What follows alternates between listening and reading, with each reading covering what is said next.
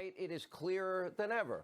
We're living through a transformational time. The world will never be the same. Events of the last month are having substantial and unprecedented impacts on our economy, our culture, and our way of life. But we're making progress for now and in the future as well, because the books are being completely rewritten on how we address pandemics. That includes travel bans, public-private partnerships, telemedicine, at-home testing, drive-through testing, 5-minute testing, antibody testing, bypassing draconian FDA rules, allowing choice. And that means off-label prescriptions and so much more. We're going to have a rough week. We're going to have maybe a little more than a week.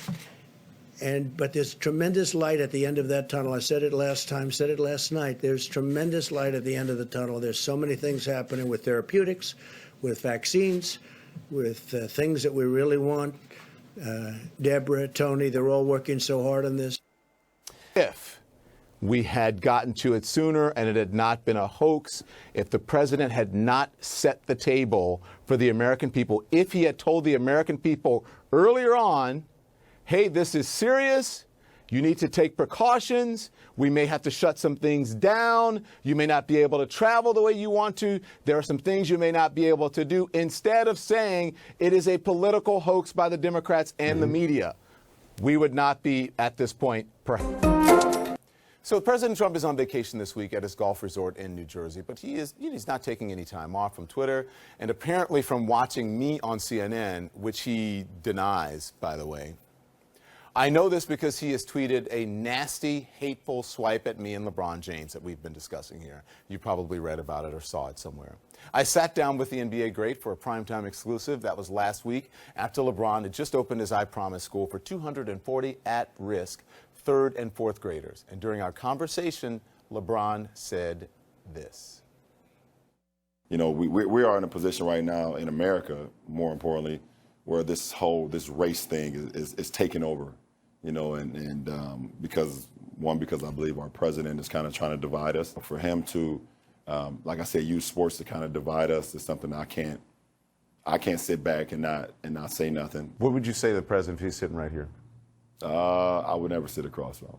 To follow up, you talked about African Americans and how they've been disproportionately affected by the coronavirus. Seems to be, unfortunately. Do you plan on requiring the CDC, any federal agencies or state agents, public places doing tests and private companies doing tests to collect that data on the race of the people being tested and the race of the people being treated and the outcome? Well, we're just seeing tremendous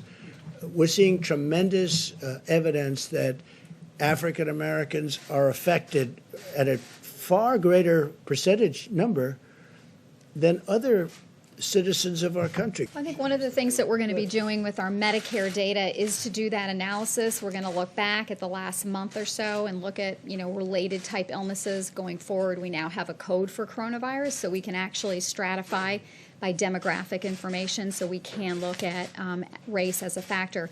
We can also look at what the underlying health issues are as well. So we'll be providing that data very shortly.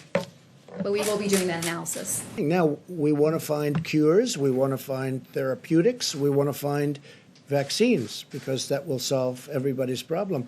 But why is it that the African American community is so much, numerous times more than everybody else? And we want to find the reason to it. And Dr. Fauci, Seema, both of them, and others are working on this. And they're going to have very good, I would say in less than a week, I think you're going to have very good statistics.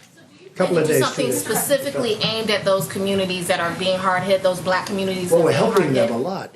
But what's happening is we're trying to find out why is it that it's 3 and 4 times. Now, maybe that's not going to be the final number, but why is it 3 or 4 times more so for the black community as opposed to other people? It doesn't make sense, and I don't like it. And we're going to have statistics over the next probably 2 to 3 days, okay? Mr. President. Good morning. Today, we're going to speak from CNN, the fake news. Yesterday, Mr. Damn Lyman called the president not the angel, but the racist. I don't believe the president is racist. He just saved one of our kind. How is it possible that? You cannot do that. Damn, Lyman! How fake news? That's fake news. 100%. Damn, Lyman. Crispies and Lyman, they have a good taste. But yeah, damn, Lyman. You said that. Yesterday, damn Lyman called a friend. And we're gonna speak with a friend. Oh, no, sorry. It was yesterday. So, damn, Lyman, you are an African American. How you can tell this? That President Trump is racist. That's just wrong. Wrong. It's wrong. Wrong. They teach you wrong. Your professor was no good. You should support the heavy part of the balance. I know, you know, balance, heavy part. Damn, Lyman. Let's go see some of this news today. Because, yeah, damn, Lyman, I see your fake news every day. And yes, as an African American, I believe you're just wrong. Wrong. But you're wrong. Completely wrong. Damn, Lyman, how you can do that? Mr. President yesterday, he said he saved the life of the woman in the Twitter. He appreciates so much, but so much. He said he saved a life. He said he saved a life. How you can tell me that things?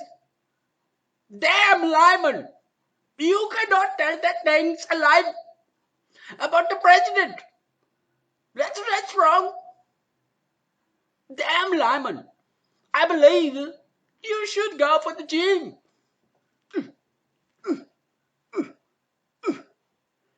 At least you are in the gym.